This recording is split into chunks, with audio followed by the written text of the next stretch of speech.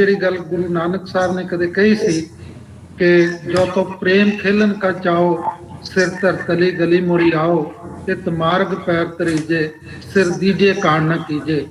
ਤੇ ਗੁਰੂ ਤੇਗ ਬਹਾਦਰ ਸਾਹਿਬ ਗੁਰੂ ਨਾਨਕ ਸਾਹਿਬ ਦੀ ਬਾਣੀ ਦੇ ਬਿਲਕੁਲ ਜਵੰਤ ਤੇ ਜਿਉਂਦੀ ਜਾਗਦੀ ਮਿਸਾਲ ਹਨ ਇਸ ਕਿਸਮ ਦੀ।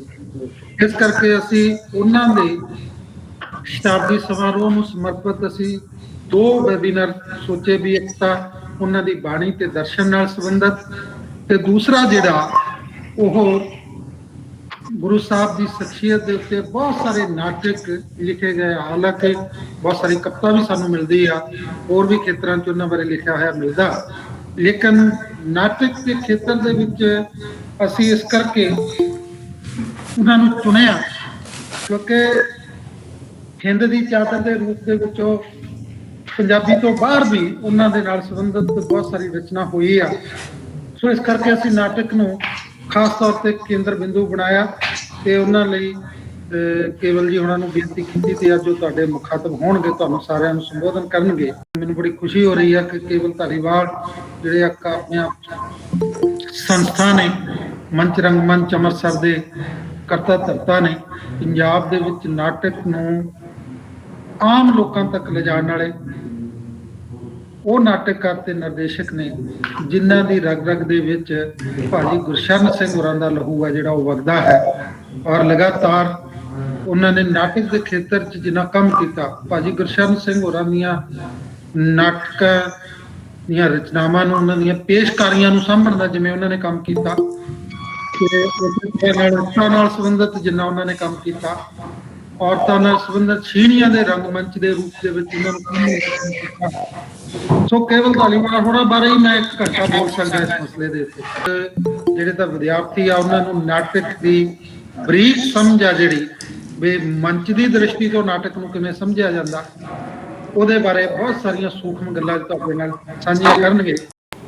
ਬਹੁਤ ਸ਼ੁਕਰੀਆ ਪੰਜਾਬੀ ਡਿਪਾਰਟਮੈਂਟ ਪੰਜਾਬ ਯੂਨੀਵਰਸਿਟੀ ਚੰਡੀਗੜ੍ਹ ਦਾ और डॉक्टर उमर सेठी जी, डॉक्टर सरबजीत सिंह और बहुत सारे विद्वान दोस्त और बहुत सारे स्टूडेंट बैठे हुए ने, कुछ मैनू नज़र आ रहे ने इहदे विच ते बाकी वैसे जुड़े हुए ने काफ़ी देर दे होर सारे। सो सारिਆਂ ਦਾ ਸਵਾਗਤ ਵੀ ਹੈ, ਸਾਰਿਆਂ ਦਾ ਸ਼ੁਕਰੀਆ ਵੀ ਹੈ ਕਿ ਅੱਜ ਅਸੀਂ ਨਾਟਕ ਬਾਰੇ ਗੱਲਾਂ ਕਰਾਂਗੇ ਔਰ ਉਹਨਾਂ ਨਾਟਕਾਂ ਬਾਰੇ ਜਿਹੜੇ ਕਿ ਸ਼੍ਰੀ ਗੁਰੂ ਤੇਗ ਬਹਾਦਰ ਜੀ ਦੇ ਨਾਲ ਜੁੜੇ ਹੋਏ ਨਾਟਕ ਨੇ, ਉਹਨਾਂ ਦੀ ਕੁਰਬਾਨੀ ਬਾਰੇ, ਉਹਨਾਂ ਦੀ ਸ਼ਖਸੀਅਤ ਬਾਰੇ, ਉਹਨਾਂ ਦੀ ਜ਼ਿੰਦਗੀ ਬਾਰੇ ਜਿਹੜੇ ਨਾਟਕ ਲਿਖੇ ਗਏ ਨੇ ਉਹਨਾਂ ਬਾਰੇ ਅਸੀਂ ਗੱਲ ਕਰਾਂਗੇ। ਇਹ ਮੌਕਾ ਕਿਉਂਕਿ ਮੈਂ ਪਿਛਲੇ ਦਿਨੀ ਲੋਕਡਾਊਨ ਦੇ ਦੌਰਾਨ ਜਦੋਂ ਮੈਂ ਬਹੁਤ ਲਿਟਰੇਚਰ ਪੜ੍ਹ ਰਿਹਾ ਸੀਗਾ, ਨਾਟਕ ਪੜ੍ਹ ਰਿਹਾ ਸੀਗਾ, ਕਿਉਂਕਿ ਮੈਨੂੰ ਪਤਾ ਸੀ ਅਸੀਂ ਪਹਿਲਾਂ ਹੀ ਗੁਰੂ ਤੇਗ ਬਹਾਦਰ ਜੀ ਬਾਰੇ ਬਹੁਤ ਸਾਰੇ ਜਿਹੜੇ ਕਿ ਆ ਚੁੱਕੀ ਸੀ, ਪਰ ਲੋਕਡਾਊਨ ਕਰਕੇ ਅਸੀਂ ਫਿਰ ਉਸ ਰੂਪ ਵਿੱਚ ਕਰ ਨਹੀਂ ਸਕੇ। ਪਰ ਮੈਨੂੰ ਆਪਣਾ ਸੀਗਾ ਕਿ ਮੈਂ ਇੱਕ ਬਹੁਤ ਕੋਈ ਵੱਡਾ ਨਾਟਕ ਗੁਰੂ ਤੇਗ ਬਹਾਦਰ ਜੀ ਬਾਰੇ ਲਿਖਾਂ। ਸੋ ਇਸ ਸੰਬੰਧ ਦੇ ਵਿੱਚ ਮੈਂ ਪਿਛਲੇ ਸਮੇਂ ਦੇ ਵਿੱਚ ਬਹੁਤ ਲਿਟਰੇਚਰ ਪੜ੍ਹਿਆ, ਫਿਰ ਮੈਂ ਗੁਰੂ ਤੇਗ ਬਹਾਦਰ ਜੀ ਬਾਰੇ ਕਾਫੀ ਕੁਝ ਪੜ੍ਹਿਆ ਤੇ ਫਿਰ ਆਪਣਾ ਇੱਕ ਮੈਂ ਨਾਟਕ ਲਿਖਿਆ ਸੀਸ। ਉਸ ਸੀਸ ਨਾਟਕ ਬਾਰੇ ਮੈਂ ਤੁਹਾਡੇ ਨਾਲ ਜਿਹੜਾ ਕਿ ਅਗਲੇ ਪੜਾਅ ਦੇ ਵਿੱਚ ਗੱਲ ਕਰਾਂਗਾ। ਉਹ ਛਪ ਵੀ ਗਿਆ ਚੇਤਨਾ ਪ੍ਰਕਾਸ਼ਨ ਸੀਸ ਨਾਟਕ ਉੱਤੇ ਜਿਹੜਾ ਕਿ ਚੇਤਨਾ ਵਾਲਿਆਂ ਨੇ ਛਾਪਿਆ ਹੈ। ਪਰ ਇਹ ਜਿਹੜੇ ਸਮੇਂ ਦੇ ਦੌਰਾਨ ਮੈਨੂੰ ਹੋਰ ਨਾਟਕ ਪੜ੍ਹਨ ਨੂੰ ਮਿਲੇ, ਫਿਰ ਮੈਂ ਇੱਕ ਕਿਤਾਬ ਸੰਪਾਦਿਤ ਕੀਤੀ ਹਿੰਦ ਦੀ ਚਾਦਰ ਗੁਰੂ ਤੇਗ ਬਹਾਦਰ। ਉਸ ਕਿਤਾਬ ਦੇ ਵਿੱਚ 9ਵੇਂ ਗੁਰੂ ਬਾਰੇ 9 ਨਾਟਕ ਨੇ ਔਰ ਬਹੁਤ ਹੀ ਵੱਡੇ ਨਾਟਕਕਾਰਾਂ ਦੇ ਉਹ ਨਾਟਕ ਜਿਹੜੇ ਜਿਹਦੇ ਵਿੱਚ ਡਾਕਟਰ ਹਰਚਰਨ ਸਿੰਘ ਹੋਰਾਂ ਤੋਂ ਲੈ ਕੇ ਮੇਰੇ ਤੱਕ ਦੀ ਪੀੜ੍ਹੀ ਦੇ, ਯਾਨੀ ਕਹਿ ਲਓ ਕਿ ਪਹਿਲੀ ਪੀੜ੍ਹੀ ਤੋਂ ਲੈ ਕੇ ਚੌਥੀ ਪੀੜ੍ਹੀ ਤੱਕ ਦੇ ਸਾਰੇ ਨਾਟਕਕਾਰਾਂ ਦੇ ਜਿਹੜੇ ਲਿਖੇ ਹੋਏ 9 ਨਾਟਕ ਹੈ, ਉਹਦੇ ਵਿੱਚ ਉਹ ਕਿਤਾਬ ਦੇ ਵਿੱਚ ਮੈਂ ਸ਼ਾਮਲ ਕੀਤੇ। ਔਰ ਕੁਝ ਇੱਕ ਨਾਟਕ ਹੋਰ ਜਿਹੜੇ ਕਿ ਮੈਨੂੰ ਕੁਝ ਬਾਅਦ ਵਿੱਚ ਵੀ ਪੜ੍ਹਨ ਨੂੰ ਮਿਲੇ ਔਰ ਮੈਂ ਦੇਖੇ ਵੀ, ਉਹ ਵੀ 6-7 ਨਾਟਕ ਮੈਨੂੰ ਹੋਰ ਲੱਭੇ। ਸੋ ਕੁੱਲ ਮਿਲਾ ਕੇ ਇਸ ਵੇਲੇ ਸਾਡੇ ਕੋਲ ਲਗਭਗ 15 ਦੇ ਕਰੀਬ ਨਾਟਕ ਨੇ ਜਿਹੜੇ ਕਿ ਸ਼੍ਰੀ ਗੁਰੂ ਤੇਗ ਬਹਾਦਰ ਜੀ ਦੀ ਸ਼ਖਸੀਅਤ ਨਾਲ ਜੁੜੇ ਹੋਏ, ਉਹਨਾਂ ਦੀ ਕੁਰਬਾਨੀ ਦੇ ਨਾਲ ਜੁੜੇ ਹੋਏ ਜਿਹੜੇ ਨਾਟਕ ਹੈ ਉਹ ਸਾਡੇ ਕੋਲ ਪੰਜਾਬੀ ਦੇ ਵਿੱਚ ਮੌਜੂਦ ਨੇ ਉਹ ਨਾਟਕ। ਸੋ ਮੈਂ ਇਹ ਸਾਰੇ ਗੱਲਾਂ ਕਰਦਾ ਹੋਇਆ ਮੈਂ ਇਹਦੀ ਸ਼ੁਰੂਆਤ ਜਿਹੜੀ ਹੈ ਗੁਰੂ ਤੇਗ ਬਹਾਦਰ ਜੀ ਦੀ ਸ਼ਖਸੀਅਤ ਬਾਰੇ ਗੱਲ ਕਰਦਾ ਹੋਇਆ ਫਿਰ ਉਹਨਾਂ ਦੇ ਨਾਟਕਾਂ ਦੀ ਕੱਲੇ ਨਾਟਕ ਦੀ ਜਿਹੜੀ ਆ ਤੁਹਾਡੇ ਨਾਲ ਸਾਂਝ ਪਾਵਾਂਗਾ। ਉਹਨਾਂ ਨੂੰ ਲਿਖਣ ਪਿੱਛੇ, ਉਹਨਾਂ ਨੂੰ ਖੇਡਣ ਪਿੱਛੇ, ਉਹਦੇ ਥੀਮ ਵਿੱਚ ਵਿਲੱਖਣਤਾ ਕੀ ਹੈ, ਇੱਕ ਨਾਟਕ ਤੋਂ ਦੂਜੇ ਨਾਟਕ ਦੇ ਵਿੱਚ ਜਾਣ ਦਾ ਜਿਹੜਾ ਪੜਾਅ ਆ ਉਹ ਕਿਸ ਤਰ੍ਹਾਂ ਦਾ ਹੈ। ਸੋ ਮੈਂ ਜਦੋਂ ਇਹ ਸਾਰਾ ਕੁਝ ਦੇਖ ਰਿਹਾ ਸੀ ਤਾਂ ਉਦੋਂ ਮੈਂ ਗੁਰੂ ਤੇਗ ਬਹਾਦਰ ਜੀ ਬਾਰੇ ਜਿਹੜੇ ਮੈਂ ਪ੍ਰਭਾਵ ਇਕੱਠੇ ਕਰ ਸਕਿਆ ਕਿ 9ਵੀਂ ਨਾਨਕ ਜੋਤ ਸ੍ਰੀ ਗੁਰੂ ਤੇਗ ਬਹਾਦਰ ਜੀ, ਜਿਨ੍ਹਾਂ ਦਾ ਸਮਾਂ ਕਿ 1621 ਤੋਂ 1675 ਹੈ, ਜਿਨ੍ਹਾਂ ਨੇ ਲੋਕ ਲਹਿਰ ਦੀ ਅਗਵਾਈ ਕਰਦਿਆਂ ਗੁਰੂ ਨਾਨਕ ਦੇ ਲਾਏ ਸਿੱਖੀ ਦੇ ਬੂਟੇ ਦੀ ਸੰਭਾਲ ਵੀ ਕੀਤੀ ਤੇ ਉਸ ਦੇ ਵਿਕਾਸ ਦੇ ਰਸਤੇ ਦੀਆਂ ਰੁਕਾਵਟਾਂ ਵੀ ਦੂਰ ਕੀਤੀਆਂ ਤੇ ਲੋਕਾਂ ਨੂੰ ਨਿਡਰ ਹੋ ਕੇ ਆਪਣੇ ਵਿਚਾਰਾਂ, ਆਦਰਸ਼ਾਂ ਤੇ ਸੱਭਿਆਚਾਰ ਦੀ ਰਾਖੀ ਕਰਨ ਲਈ ਬਲੀਦਾਨ ਦੇਣ ਲਈ ਵੀ ਤਿਆਰ ਕਰ ਲਿਆ।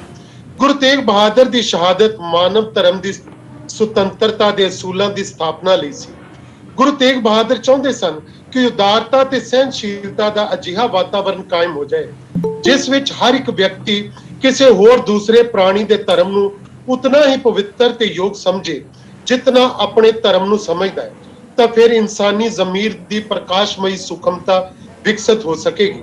ਸਰਵਮਈ ਭਰਾਤਰੀ ਭਾਵ ਅਤੇ ਸਨੇਹਪੂਰਨ ਸਾਂਝੀਵਾਲਤਾ ਲਈ ਜ਼ਰੂਰਤ ਹੈ ਕਿ ਹਰੇਕ ਧਰਮ ਦੀ ਪਾਵਨਤਾ ਨੂੰ ਸਵੀਕਾਰ ਕੀਤਾ ਜਾਏ ਤਾਂ ਜੋ ਧਰਮ ਦੀ ਵਾਸਤਵਿਕ ਆਤਮਾ ਸਥਾਪਿਤ ਹੋ ਸਕੇ। ਗੁਰੂ ਤੇਗ ਬਹਾਦਰ ਜੀ ਨੇ ਜਿਹੜਾ ਧਾਰਮਿਕ ਆਦਰਸ਼ ਪੇਸ਼ ਕੀਤਾ ਉਹ ਕਿਸੇ ਸ਼੍ਰੇਣੀ ਜਾਂ ਵਰਗ ਵਾਸਤੇ ਨਹੀਂ ਹੈ, ਇਹ ਸਮੁੱਚੀ ਮਾਨਵ ਜਾਤੀ ਵਾਸਤੇ ਹੈ, ਜਿਸ ਲਈ ਹਰ ਇੱਕ ਇਨਸਾਨ ਨੂੰ ਮਹਿਮਾ ਤੇ ਗੌਰਵ ਦਾ ਹੱਕਦਾਰ ਸਮਝਣ ਦਾ ਉਪਦੇਸ਼ ਦਿੱਤਾ ਹੈ। ਜਿਸ ਦੇ ਸੱਭਿਆਚਾਰਕ ਵਿਧਾਨ ਦਾ ਜਿਹੜਾ ਮੂਲ ਸਿਧਾਂਤ ਹੈ ਉਹਦੇ ਵਿੱਚ ਹੀ ਉਹਨਾਂ ਨੇ ਕਿਹਾ ਹੈ ਕਿ ਭੈ ਕਾਹੂ ਕੋ ਦੇਤ ਨਹੀਂ ਨਾ ਭੈ ਮਾਨਤ ਆਨ। ਸੋ ਗੁਰੂ ਤੇਗ ਬਹਾਦਰ ਜੀ ਦੀ ਜਿਹੜੀ ਸ਼ਖਸੀਅਤ ਬਾਰੇ ਇਸ ਤਰ੍ਹਾਂ ਦੀ ਗੱਲ ਮੈਂ ਸ਼ੁਰੂ ਵਿੱਚ ਤੁਹਾਡੇ ਨਾਲ ਜਿਹੜੀ ਸਾਂਝੀ ਕਰਨੀ ਚਾਹ ਰਿਹਾ ਸੀ ਕਿ ਇਹ ਜਿਹੜੀਆਂ ਗੱਲਾਂ ਨੇ ਇਹਨਾਂ ਨੇ ਪ੍ਰਭਾਵਿਤ ਕੀਤਾ ਕਿ ਅਸੀਂ ਜਦੋਂ ਹੁਣ 400 ਸਾਲਾ ਸ਼੍ਰੀ ਗੁਰੂ ਤੇਗ ਬਹਾਦਰ ਜੀ ਦਾ ਇਹ ਸ਼ਤਾਬਦੀ ਪੁਰਬ ਮਨਾਇਆ ਜਾ ਰਿਹਾ ਵਾ ਤੇ ਉਹਦੇ ਬਾਰੇ ਅਸੀਂ ਗੱਲ ਕਰ ਸਕੀਏ, ਕਿਉਂਕਿ ਜਦੋਂ ਪਹਿਲਾਂ 300 ਸਾਲਾ ਮਨਾਇਆ ਗਿਆ ਸੀਗਾ ਤਾਂ ਉਸ ਵੇਲੇ ਤਕਰੀਬਨ 1975 ਵਿੱਚ ਜਿਹੜਾ ਪਹਿਲਾ ਨਾਟਕ ਸਾਡੇ ਸਾਹਮਣੇ ਆਉਂਦਾ ਹੈ ਉਹ ਡਾਕਟਰ ਹਰਚਰਨ ਸਿੰਘ ਹੋਰਾਂ ਦਾ ਨਾਟਕ ਹੈ ਹਿੰਦ ਦੀ ਚਾਦਰ। ਮੈਂ ਉਸ ਨਾਟਕ ਬਾਰੇ ਤੁਹਾਡੇ ਨਾਲ ਕੁਝ ਗੱਲਾਂ ਜ਼ਰੂਰ ਜਿਹੜੀਆਂ ਸਾਂਝੀਆਂ ਕਰਨੀਆਂ ਚਾਹੁੰਦਾ, ਕਿਉਂਕਿ ਉਹ ਨਾਟਕ ਪਹਿਲਾ ਨਾਟਕ ਹੈ ਜਿਹੜਾ ਗੁਰੂ ਤੇਗ ਬਹਾਦਰ ਜੀ ਬਾਰੇ ਡਾਕਟਰ ਸਾਹਿਬ ਲਿਖਦੇ ਨੇ। ਹਾਲਾਂਕਿ ਉਸ ਨਾਟਕ ਦੀ ਜਿਹੜੀ ਸਾਰੀ ਘਟਨਾ ਹੈ ਡਾਕਟਰ ਹਰਚਰਨ ਸਿੰਘ ਹੋਰੀ ਉਸ ਸਮੇਂ ਤੋਂ ਚੁੱਕਦੇ ਆ ਜਿਸ ਦਿਨ ਗੁਰੂ ਤੇਗ ਬਹਾਦਰ ਜੀ ਨੂੰ ਸ਼ਹੀਦ ਕੀਤਾ ਜਾਣਾ ਹੈ, ਔਰ ਉਸ ਤੋਂ ਬਾਅਦ ਜਦੋਂ ਲੱਖੀ ਤੇ ਨਗਾਈਆ ਜਿਹੜਾ ਹੈ ਉਹਨਾਂ ਦੀ ਕਿਵੇਂ ਪੇਸ਼ੀ ਹੁੰਦੀ ਹੈ, ਕਿਵੇਂ ਉਹ ਜਿਹੜਾ ਧੜ ਦਾ ਸੰਸਕਾਰ ਕਰਦੇ ਆ, ਉੱਥੋਂ ਤੱਕ ਉਹ ਜਿਹੜੀ ਕਹਾਣੀ ਜਿਹੜੀ ਹੈ ਉਹਦੇ ਵਿੱਚ ਲੈ ਕੇ ਜਾਂਦੇ ਆਪਣੇ ਨਾਟਕ ਦੇ ਵਿੱਚ। ਪਰ ਉਸ ਨਾਟਕ ਦੀ ਜਿਹੜਾ ਕਿ ਇਹ ਨਾਟਕ ਗੁਰੂ ਤੇਗ ਬਹਾਦਰ ਜੀ ਦਾ ਡਾਕਟਰ ਹਰਚਰਨ ਸਿੰਘ ਹੋਰਾਂ ਦਾ ਲਿਖਿਆ ਹੋਇਆ ਹਿੰਦ ਦੀ ਚਾਦਰ 1975 ਵਿੱਚ ਜਿਹੜਾ ਇਹ ਲਿਖਿਆ ਗਿਆ, ਗੁਰੂ ਤੇਗ ਬਹਾਦਰ ਜੀ ਦੀ ਤੀਜੀ ਸ਼ਤਾਬਦੀ ਦੇ ਅਵਸਰ ਦੇ ਉੱਤੇ ਇਹ ਨਾਟਕ ਜਿਹੜਾ ਡਾਕਟਰ ਹਰਚਰਨ ਸਿੰਘ ਹੋਰਾਂ ਨੇ ਲਿਖਿਆ। ਡਾਕਟਰ ਹਰਚਰਨ ਸਿੰਘ ਹੋਰੀ ਇਹਦੇ ਬਾਰੇ ਬੜੀ ਖੂਬਸੂਰਤ ਗੱਲ ਕਰਦੇ ਨੇ। ਉਹ ਸ਼ੁਰੂ ਵਿੱਚ ਹੀ ਕਹਿੰਦੇ ਨੇ ਕਿ ਨਾਟਕ ਤੇ ਇਤਿਹਾਸ ਦਾ ਬੜਾ ਗੂੜਾ ਰਿਸ਼ਤਾ ਹੈ। ਪ੍ਰਾਚੀਨ ਕਾਲ ਤੋਂ ਹੀ ਨਾਟਕਕਾਰ ਇਤਿਹਾਸ ਵਿੱਚੋਂ ਪ੍ਰੇਰਨਾ ਤੇ ਵਿਸ਼ਾ ਵਸਤੂ ਲੈਂਦੇ ਰਹੇ ਨੇ। ਵਾਰ, ਮਹਾਕਾਵ, ਜੰਗਨਾਮਾ ਇਤਿਹਾਸ ਉੱਤੇ ਆਧਾਰਿਤ ਰਹੇ ਨੇ, ਪਰ ਇਤਿਹਾਸ ਵਾਂਗ ਨਾਟਕ ਭੂਤਕਾਲ ਦਾ ਸੁੱਕਾ ਪੁੱਕਾ ਵਰਣਨ ਨਹੀਂ ਹੁੰਦਾ। ਇਹ ਬੜੀ ਖੂਬਸੂਰਤ ਤੋਂ ਗੱਲ ਕਰਦੇ ਆ ਕਿ ਇਹ ਸਿਰਫ ਜਿਹੜਾ ਨਾਟਕ ਹੈ ਕਿ ਅਸੀਂ ਸਿਰਫ ਇਤਿਹਾਸ ਨੂੰ ਪੇਸ਼ ਕਰ ਦੇਣਾ, ਸਿਰਫ ਇੰਨੇ ਹੀ ਨਾਟਕ ਦੇ ਕਰਤੱਵ ਨਹੀਂ ਹੈ, ਇਹਦੇ ਕਰਤੱਵ ਇਸ ਤੋਂ ਅੱਗੇ ਵੱਧ ਜਾਂਦੇ ਨੇ। ਡਰਾਮਾ ਕਲਾ ਦਾ ਇੱਕ ਰੂਪ ਹੈ। ਇਤਿਹਾਸ ਨੂੰ ਵਿਗਿਆਨ ਦੇ ਘੇਰੇ ਵਿੱਚ ਗਿਣਿਆ ਜਾਂਦਾ ਹੈ, ਫਿਰ ਵੀ ਨਾ ਇਤਿਹਾਸ ਨਿਰੋਲ ਸੱਚ ਹੁੰਦਾ ਹੈ ਤੇ ਨਾ ਨਾਟਕ ਨਿਰੋਲ ਝੂਠ। ਲਿਖੇ ਗਏ ਇਤਿਹਾਸ ਅਤੇ ਵਾਪਰੇ ਇਤਿਹਾਸ ਵਿੱਚ ਕੀ ਫਰਕ ਰਹਿ ਜਾਂਦਾ ਹੈ?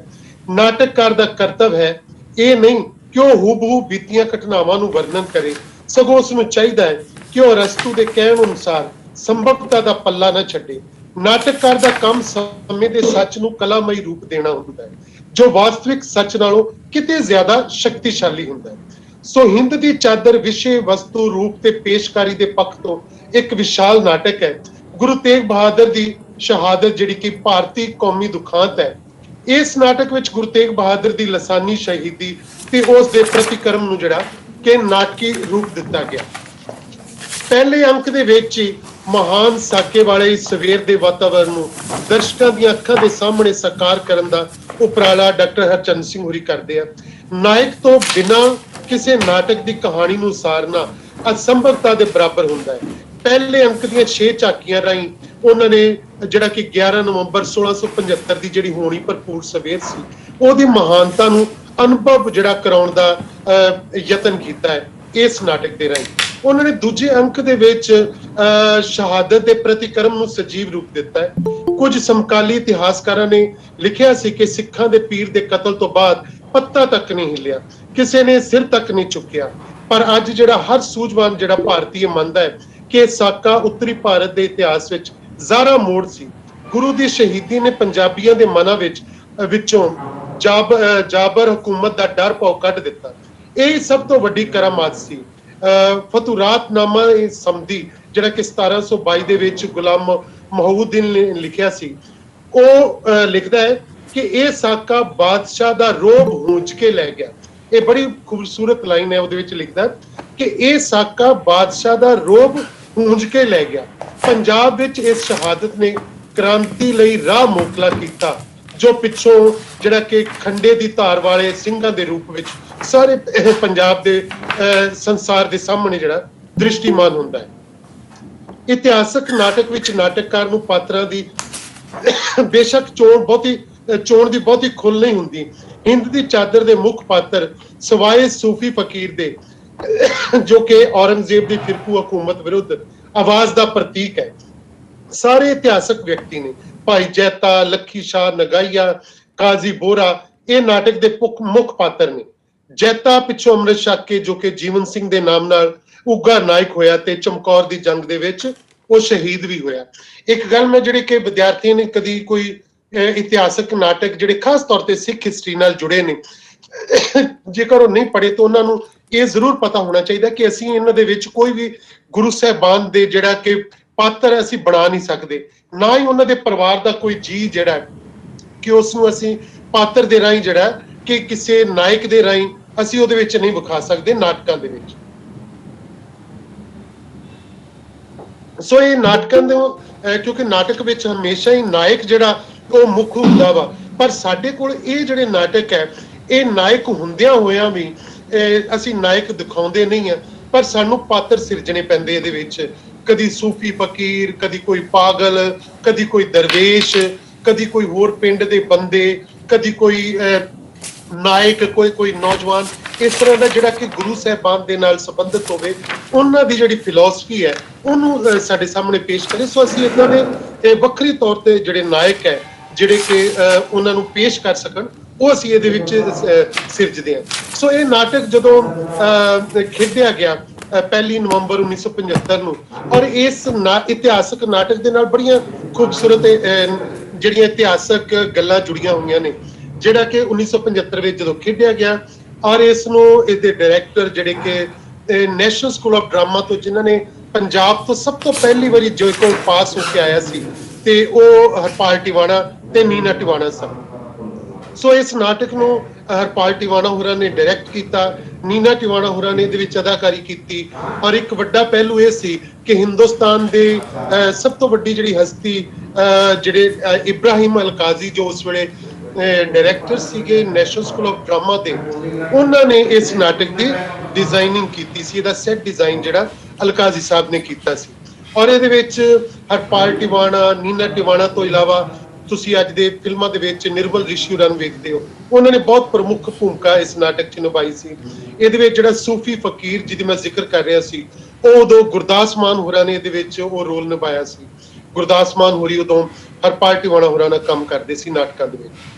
ਇਹਦੇ ਵਿੱਚ ਜਿਹੜਾ ਕਾਜ਼ੀ ਬੋਰਾ ਦਾ ਬਹੁਤ ਮੇਨ ਰੋਲ ਹੈ ਉਹ ਉਦੋਂ ਰਾਜ ਬੱਬਰ ਨੇ ਕੀਤਾ ਸੀ, ਜੋ ਕਿ ਬਾਅਦ ਵਿੱਚ ਤੁਸੀਂ ਸਾਰੇ ਜਾਣਦੇ ਹੋ ਫਿਲਮਾਂ ਦਾ ਵੱਡਾ ਨਾਇਕ ਜਿਹੜਾ ਬਣਿਆ, ਅਦਾਕਾਰ ਬਣਿਆ। ਸੋ ਇਸ ਤਰ੍ਹਾਂ ਦੇ ਜਿਹੜੇ ਸਰਦਾਰ ਸੋਹੀ ਨੇ ਇਹਦੇ ਵਿੱਚ ਕੰਮ ਕੀਤਾ ਸੀ। ਇਦਾਂ ਦੇ ਕਲਾਕਾਰਾਂ ਨੇ, ਗਿਰਜਾ ਸ਼ੰਕਰ ਨੇ ਇਹਦੇ ਵਿੱਚ ਕੰਮ ਕੀਤਾ, ਸਰਦਾਰਜੀਤ ਬਾਵਾ ਨੇ ਇਹਦੇ ਵਿੱਚ ਕੰਮ ਕੀਤਾ। ਅਜਿਹੇ ਜਿਹੜੇ ਵੱਡੇ ਅਦਾਕਾਰ ਸੀਗੇ, ਉਹ ਵੀ ਇੱਕ ਇਤਿਹਾਸਕ ਘਟਨਾ ਹੈ ਕਿ ਉਹ ਇਸ ਨਾਟਕ ਦੇ ਨਾਲ ਜਿਹੜਾ ਇਤਿਹਾਸਕ ਰੂਪ ਵਿੱਚ ਜਿਹੜੀ ਇਹਦੀ ਪੇਸ਼ਕਾਰੀ ਦੇ ਨਾਲ ਜੁੜੇ ਹੋਏ ਸੀ। ਇਸੇ ਤਰ੍ਹਾਂ ਇੱਕ ਨਾਟਕ ਜਿਹੜਾ ਹੈ ਉਹ ਹੈ ਗੁਰੂ ਲਾਦੋਰੇ। ਗੁਰੂ ਲਾਧੋਰੇ ਗੁਰਸ਼ਰਨ ਭਾਜੀ ਦਾ ਲਿਖਿਆ ਹੋਇਆ ਨਾਟਕ ਹੈ। ਭਾਜੀ ਨੇ ਇਹ ਨਾਟਕ ਅੰਮ੍ਰਿਤਸਰ ਨਾਟਕ ਕਲਾ ਕੇਂਦਰ, ਅੰਮ੍ਰਿਤਸਰ ਸਕੂਲ ਆਫ ਡਰਾਮਾ ਆਪਣੀਆਂ ਟੀਮਾਂ ਦੇ ਨਾਲ ਬਹੁਤ ਵਾਰੀ ਹਜ਼ਾਰਾਂ ਵਾਰ ਨਾਟਕ ਖੇਡਿਆ। ਔਰ ਭਾਜੀ ਉਸ ਨਾਟਕ ਦੀ ਕਥਾ ਜਿਹੜੀ ਹੈ ਉਹ ਸਿੱਧੀ ਬਾਬਾ ਬਕਾਲਾ ਦੀ ਧਰਤੀ ਤੋਂ ਚੁੱਕਦੇ ਆ। ਇਸ ਨਾਟਕ ਨੂੰ ਵੀ ਜਦੋਂ ਅਸੀਂ ਗੁਰਸ਼ਰਨ ਭਾਜੀ ਨਾਲ ਕੰਮ ਕਰਦੇ ਸੀ ਅਸੀਂ ਵੀ ਖੇਡਦੇ ਰਹੇ। ਸਾਡੇ ਤੋਂ ਪਹਿਲਾਂ ਹਰਭਜਨ ਜੱਬਲ ਹੁਰੀ ਜਿਹੜੇ ਉਹ ਵੀ ਇਸ ਨਾਟਕ ਨੂੰ ਖੇਡਦੇ ਰਹੇ। ਔਰ ਇਹ ਬੜੀ ਖੂਬਸੂਰਤ ਗੱਲ ਸੀ ਕਿ ਇਸ ਨਾਟਕ ਦੇ ਵਿੱਚ ਭਾਜੀ ਜਿਹੜੀ ਕਥਾ ਆ ਉਹ ਬਾਬਾ ਬਕਾਲਾ ਦੀ ਧਰਤੀ ਤੋਂ ਉਸ ਵੇਲੇ ਚੁੱਕਦੇ ਨੇ ਜਦੋਂ ਸ਼੍ਰੀ ਗੁਰੂ ਹਰਕ੍ਰਿਸ਼ਨ ਸਾਹਿਬ ਜੀ ਜੋਤੀ ਜੋਤ ਸਮਾ ਜਾਂਦੇ ਆ। ਤਾਂ ਉਹਨਾਂ ਤੋਂ ਬਾਅਦ ਉਹ ਕਹਿੰਦੇ ਆ ਕਿ ਅਗਲਾ ਗੁਰੂ ਬਾਬਾ ਬਕਾਲੇ, ਤੇ ਉੱਥੇ ਬਹੁਤ ਸਾਰੇ ਠੱਗ ਜਿਹੜੇ ਉਹ ਮੰਜੀਆਂ ਲਾ ਕੇ ਬੈਠੇ ਨੇ। ਔਰ ਹੁਣ ਉਹ ਜਿਹੜੇ ਭਾਜੀ ਠੱਗਾਂ ਦੀ ਕਥਾ ਬਿਆਨ ਕਰਦੇ, ਇਹ ਬੜੀ ਭਾਜੀ ਆਪਣੇ ਅੰਦਾਜ਼ ਵਿੱਚ ਉਹ ਬਹੁਤ ਹੀ ਮਾਰਮਿਕ ਤਰੀਕੇ ਦੇ ਨਾਲ, ਬੜੀ ਤੰਜ਼ ਦੇ ਨਾਲ, ਉਹਦੇ ਬੜੇ ਚੁਸਤ ਵਾਰਤਾਲਾਪ ਹੈ। ਤੁਹਾਨੂੰ ਮੌਕਾ ਮਿਲੇ ਤੇ ਜ਼ਰੂਰ ਇਹ ਨਾਟਕ ਤੁਸੀਂ ਪੜ੍ਹਿਓ ਕਿ ਉਹ ਕਿਵੇਂ ਠੱਗ ਜਿਹੜੇ ਆ ਜਿਹੜੇ ਵੀ ਉੱਥੇ ਸੰਗਤ ਆ ਰਹੀ ਹੈ ਉਹਨਾਂ ਨੂੰ ਭਰਮਾਉਂਦੇ ਕਿਵੇਂ ਆ, ਉਹਨਾਂ ਨੂੰ ਆਪਣੇ ਵੱਲ ਆਕਰਸ਼ਿਤ ਕਿਵੇਂ ਕਰਦੇ ਪਏ ਆ ਕਿ ਸਾਡਾ ਜਿਹੜਾ ਗੁਰੂ ਹੈ ਸਭ ਤੋਂ ਵੱਡਾ ਹੈ, ਆਪਣੀ ਜਿਹੜੀ ਤੁਸੀਂ ਗੰਢ ਲੈ ਕੇ ਆਏ ਹੋ ਚੜਾਉਣ ਵਾਸਤੇ ਉਹ ਸਾਡੇ ਕੋਲ ਆ ਜਾਓ। ਸੋ ਜਿਹੜੇ ਠੱਗ ਹੈ ਕਿਵੇਂ ਦੂਜਿਆਂ ਨੂੰ ਪ੍ਰਭਾਵਿਤ ਕਰ ਰਹੇ ਨੇ, ਉਹਨਾਂ ਦੀਆਂ ਗੰਢਾਂ ਜਿਹੜੀਆਂ ਭੇਟਾਂ ਜਿਹੜੀ ਕਿਵੇਂ ਕਾਬੂ ਕਰਨ ਦੀ ਕੋਸ਼ਿਸ਼ ਕਰਦੇ ਪਏ ਆ। ਇਸ ਨਾਟਕ ਦੇ ਵਿੱਚ ਮੈਂ ਤੁਹਾਨੂੰ ਇਹਦੇ ਥੋੜਾ ਜਿਹਾ 2-4 ਡਾਇਲੌਗ ਵੀ ਕੁਝ ਨਾਟਕਾਂ ਦੇ ਵਿੱਚੋਂ ਮੈਂ ਤੁਹਾਨੂੰ ਸੁਣਾਵਾਂਗਾ। ਇਹਦੇ ਵਿੱਚ ਇੱਕ ਬਾਬਰਾ ਕਰੈਕਟਰ ਹੈ ਜਿਹੜਾ ਉਹ ਪੇਸ਼ ਕਰਦੇ, ਇੱਕ ਪਾਗਲ ਹੈ ਤੇ ਉਹ ਗੱਲ ਕਰਦਾ ਹੈ। ਉਹ ਜਦੋਂ ਸੱਚਾ ਗੁਰੂ ਲੱਭ ਪੈਂਦਾ ਤੇ ਉਹ ਕਹਿੰਦਾ ਹੈ ਕਿ ਸੱਚਾ ਗੁਰੂ ਲੱਭ ਪਿਆ, ਮੱਖਣ ਸ਼ਾਹ ਲੁਬਾਣਾ ਨੇ ਸੱਚਾ ਗੁਰੂ ਲੱਭ ਲਿਆ, ਉਹ ਦਸਵੰਧ ਲੈ ਕੇ ਆਇਆ, ਉਸ ਨੂੰ ਗੁਰੂ ਹੀ ਨਾ ਲੱਭੇ। ਫਿਰ ਕਿਸੇ ਨੇ ਦੱਸ ਪਾਈ ਕਿ ਤੇਗਾ ਨਾਂ ਦਾ ਸੰਤ ਉਸ ਭੋਰੇ ਵਿੱਚ ਤਪ ਕਰਦਾ ਹੈ। ਮੱਖਣ ਸ਼ਾਹ ਲੁਬਾਣਾ ਉੱਥੇ ਗਿਆ ਤਾਂ ਗੁਰੂ ਜੀ ਨੇ ਉਹਨੂੰ ਪਛਾਣ ਲਿਆ ਤੇ ਉਹਨੇ ਗੁਰੂ ਜੀ ਨੂੰ, ਇਹ ਵੇਖ ਗੁਰੂ ਜੀ ਨੇ ਮੈਨੂੰ ਚਾਦਰ ਦਿੱਤੀ ਆ ਵੇਖ ਹੁਣ ਮੈਨੂੰ ਪਾਲਾ ਨਹੀਂ, ਪਹਿਲਾਂ ਮੈਨੂੰ ਪਾਲਾ ਲੱਗਦਾ ਸੀ ਹੁਣ ਮੈਨੂੰ ਪਾਲਾ ਨਹੀਂ ਲੱਗਦਾ। ਇੱਕ ਬਾਬਾ ਕਰੈਕਟਰ ਨੂੰ ਕਹਿੰਦਾ ਹੈ ਤੇਗਾ ਉਹਨਾਂ ਨੇ ਤੈਨੂੰ ਚਾਦਰ ਦਿੱਤੀ ਹੈ, ਅੱਗੇ ਤੈਨੂੰ ਪਾਲਾ ਲੱਗਦਾ ਸੀ ਹੁਣ ਤੈਨੂੰ ਨਹੀਂ ਲੱਗਦਾ। ਤਾਂ ਫਿਰ ਉਹ ਤੇਗ ਬਹਾਦਰ ਹੀ ਹੈ, ਮੇਰੇ 6ਵੇਂ ਪਾਤਸ਼ਾਹ ਦਾ ਛੋਟਾ ਸਾਹਿਬਜ਼ਾਦਾ। ਨਿੱਕਾ ਜਿਹਾ ਹੁੰਦਾ ਸੀ ਤਾਂ ਭਰਾ ਦੀ ਜੰਝ ਨਾਲ ਜਾਂਦਿਆਂ ਇੱਕ ਗਰੀਬ ਨੰਗੇ ਬੰਦੇ ਨੂੰ ਵੇਖ ਕੇ ਆਪਣੇ ਵਸਤਰ ਲਾ ਕੇ ਉਹਨੂੰ ਦੇ ਦਿੱਤੇ ਕਿਉਂਕਿ ਉਹਨੂੰ ਪਾਲਾ ਲੱਗਦਾ ਸੀ। ਤਾਂ ਮਾਂ ਨੇ ਪਿਆਰ ਨਾਲ ਕਿਹਾ ਸੀ ਤੂੰ ਤੇਗ ਮਲ ਨਹੀਂ ਤਿਆਗ ਮਲ ਲੈ। ਹਾਂ ਭਗਤਾ ਗੁਰੂ ਲੱਭ ਪਿਆ, ਹੁਣ ਭਗਤਾਂ ਨੂੰ ਗੁਰੂ ਲੱਭ ਪਿਆ। ਸੱਚਾ ਗੁਰੂ ਉਹੀ ਹੈ ਜੋ ਦੂਜਿਆਂ ਦੇ ਦੁੱਖ ਨੂੰ ਆਪਣਾ ਸਮਝੇ, ਸੱਚਾ ਆਗੂ ਉਹੀ ਹੈ ਜੋ ਲੋਕਾਂ ਦੇ ਗਮ ਨੂੰ ਆਪਣਾ ਗਮ ਸਮਝੇ। ਆ ਗੁਰੂ ਦੇ ਦਰਸ਼ਨ ਕਰਨ ਚੱਲੀਏ। ਸੋ ਇੱਥੇ ਗੁਰਸ਼ਰਨ ਭਾਜੀ ਠੱਗਾਂ ਦੇ ਰਾਹੀਂ ਜਿਹੜੀ ਉਹ ਬੜਾ ਖੂਬਸੂਰਤ ਸਵਾਲ ਉਠਾਉਂਦੇ ਆ ਕਿ ਅੱਜ ਦੇ ਯੁੱਗ ਦੇ ਵਿੱਚ ਜਿਹੜਾ ਇਹ ਸੱਚਾ ਗੁਰੂ ਮਤਲਬ ਕਿ ਸੱਚਾ ਆਗੂ ਲੱਭਣਾ ਜਿਹੜਾ ਉਹ ਬਹੁਤ ਮੁਸ਼ਕਲ ਹੈ ਕਿ ਅਸੀਂ ਸਾਡੇ ਆਲੇ ਦੁਆਲੇ ਠੱਗ ਬੜੇ ਤੁਰੇ ਫਿਰਦੇ ਨੇ, ਪਰ ਉਹਨਾਂ ਠੱਗਾਂ ਦੇ ਵਿੱਚੋਂ ਅਸੀਂ ਆਪਣਾ ਆਗੂ ਕਿਵੇਂ ਚੁਣੀਏ ਉਹ ਸਾਨੂੰ ਪਹਿਚਾਣ ਕਰਨੀ ਆਉਣੀ ਚਾਹੀਦੀ ਹੈ। ਉਹ ਇਸੇ ਨਾਟਕ ਦਾ ਦੂਜਾ ਜਿਹੜਾ ਅੰਕ ਹੈ ਉਹ ਦੂਜਾ ਅੰਕ ਇਹਦਾ ਬਣਾਉਂਦੇ ਨੇ ਨਿਓਟਿਆਂ ਦੀ ਓਟ। ਉਹਦੇ ਵਿੱਚ ਉਹ ਤਲਵਾਰ ਦੇ ਫਲਸਫੇ ਦੀ ਗੱਲ ਕਰਦੇ ਆ ਕਿ ਅਨੰਦਪੁਰ ਸਾਹਿਬ ਦੀ ਧਰਤੀ ਦੇ ਉੱਤੇ ਕਿ ਜਿੱਥੇ ਇੱਕ ਲੋਹਾਰ ਆਪਣੀ ਪੱਠੀ ਤਾ ਕੇ ਬੈਠਾ ਹੈ ਉਹ ਤਲਵਾਰਾਂ ਬਣਾ ਰਿਹਾ ਵਾ। ਉਹ ਇੱਕ ਅਮਲੀ ਜਿਹਾ ਬੰਦਾ ਹੈ ਤੇ ਉਹ ਇੱਕ ਕਿਸਾਨ ਦੇ ਨਾਲ ਗੱਲ ਕਰ ਰਿਹਾ। ਕਿਸਾਨ ਆ ਕੇ ਦੱਸਦਾ ਹੈ ਕਿ ਕਸ਼ਮੀਰ ਤੋਂ ਪੰਡਤ ਆਏ ਨੇ ਤੇ ਉਹ ਗੁਰੂ ਤੇਗ ਬਹਾਦਰ ਜੀ ਨੂੰ ਕਹਿ ਰਹੇ ਨੇ ਕਿ ਕੁਰਬਾਨੀ ਵਾਸਤੇ ਜਿਹੜਾ ਕਿ ਉਹ ਔਰੰਗਜ਼ੇਬ ਦੇ ਕੋਲ ਦਿੱਲੀ ਜਿਹੜਾ ਜਾਣਾ ਪਏਗਾ। ਤੇ ਗੁਰੂ ਤੇਗ ਬਹਾਦਰ ਜੀ ਮੰਨ ਵੀ ਗਏ ਨੇ।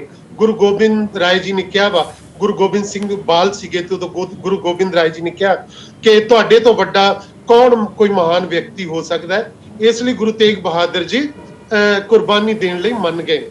ਤਾਂ ਉਸ ਵੇਲੇ ਅਮਲੀ ਤੇ ਕਿਸਾਨ ਜਿਹੜੇ ਆ ਉਹ ਇਹਦੇ ਵਿੱਚ ਗੱਲ ਕਰਦਾ ਕਿ ਉਹ ਅਮਲੀ ਨੂੰ ਕਹਿੰਦਾ ਕਿ ਤੂੰ ਨਸ਼ੇ ਤਿਆਗ ਦਿੱਤੇ। ਉਹ ਕਹਿੰਦਾ ਮੈਂ ਗੁਰੂ ਜੀ ਦੇ ਸੰਪਰਕ ਵਿੱਚ ਆ ਕੇ ਸਾਰਾ ਕੁਝ ਨਸ਼ੇ ਜਿਹੜੇ ਉਹ ਤਿਆਗ ਦਿੱਤੇ ਆ।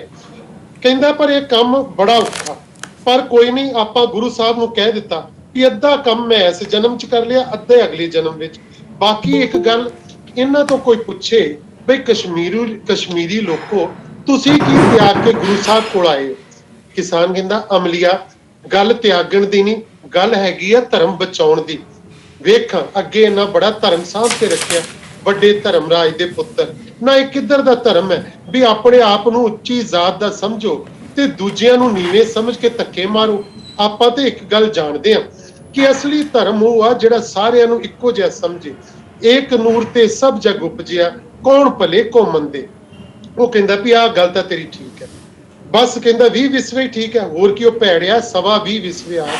ਮੈਂ ਜਾਨਾ ਗੁਰੂ ਸਾਹਿਬ ਕੋਲ ਤੇ ਕਹਿੰਦਾ ਕਿ ਜਿਹੜੇ ਰਾਹੋਂ ਇਹ ਲੋਕ ਆਏ ਨੇ ਉਸੇ ਰਾਹੇ ਵਾਪਸ ਭੇਜੋ। ਉਹ ਤੂੰ ਜਾ ਕੇ ਗੁਰੂ ਸਾਹਿਬ ਨੂੰ ਕਹਿਣਾ ਜਿਸ ਤਰ੍ਹਾਂ ਗੁਰੂ ਸਾਹਿਬ ਤੇਰੇ ਆਖੇ ਬੈਠੇ ਹੋਏ ਨੇ। ਤੇ ਹੋਰ ਕੀ, ਇਹ ਗੱਲ ਬੜੀ ਇੰਪੋਰਟੈਂਟ ਹੈ। ਭਾਜੀ ਲਿਖਦੇ ਨੇ, ਕਹਿੰਦਾ ਤੇ ਹੋਰ ਕੀ, ਇਹ ਕੋਈ ਔਰੰਗਜ਼ੇਬ ਦਾ ਦਰਬਾਰ ਨਹੀਂ ਕਿ ਸਾਰੇ ਉਹਦੀ ਗੱਲ ਮੰਨਣਗੇ। ਜੇ ਗੁਰੂ ਦਾ ਸਾਡੇ ਤੇ ਹੱਕ ਹੈ ਤੇ ਸਾਡਾ ਵੀ ਗੁਰੂ ਜੀ ਤੇ ਹੱਕ ਹੈ। ਮੈਂ ਚੱਲਿਆ ਮੱਥਾ ਟੇਕਣ ਤੇ ਗੁਰੂ ਸਾਹਿਬ ਨੂੰ ਸਾਫ਼-ਸਾਫ਼ ਕਹਿ ਦੇਣਾ।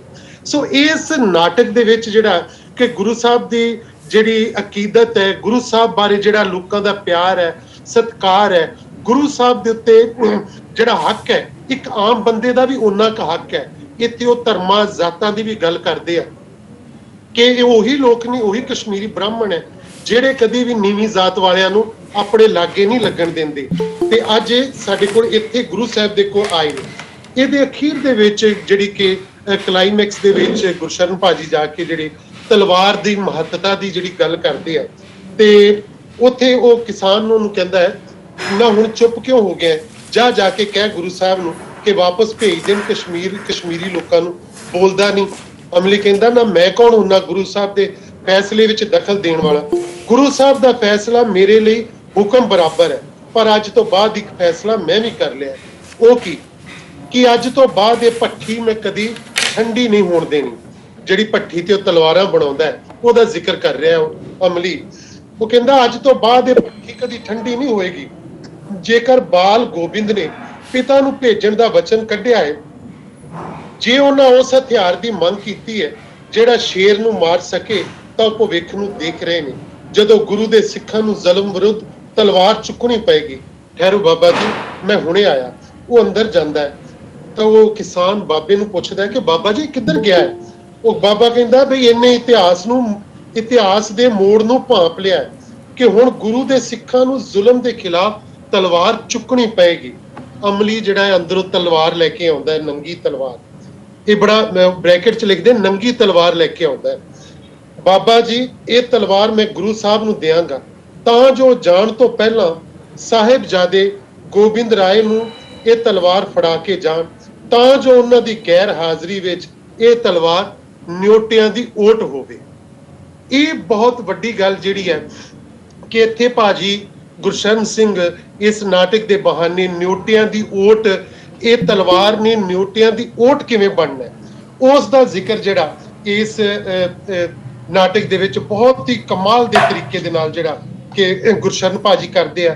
ਜਿੱਥੇ ਉਹ ਠੱਗਾਂ ਦਾ ਜ਼ਿਕਰ ਕਰਦੇ ਆ, ਉੱਥੇ ਅਸਲੀ ਗੁਰੂ ਕਿਵੇਂ ਅਸੀਂ ਪਛਾਣੀਏ, ਉੱਥੇ ਉਹ ਤਲਵਾਰ ਦੀ ਮਹੱਤਤਾ ਤੇ ਨਿਓਟਿਆਂ ਦੀ ਓਟ ਵੀ ਤਲਵਾਰ ਦੇ ਕਿਰਪਾਨ ਦੀ ਕਿਰਪਾ ਜਿਹੜੀ ਹੈ ਉਹ ਕਿੰਨਾ ਵਾਸਤੇ ਹੋਣੀ ਚਾਹੀਦੀ ਹੈ, ਉਹਨੇ ਕਿਹੜੇ ਜ਼ੁਲਮ ਦੇ ਖਿਲਾਫ ਲੜਨਾ ਹੈ ਤੇ ਕਿੰਨਾ ਲੋਕਾਂ ਦੇ ਹੱਕ ਦੇ ਵਿੱਚ ਖੜਨਾ ਹੈ।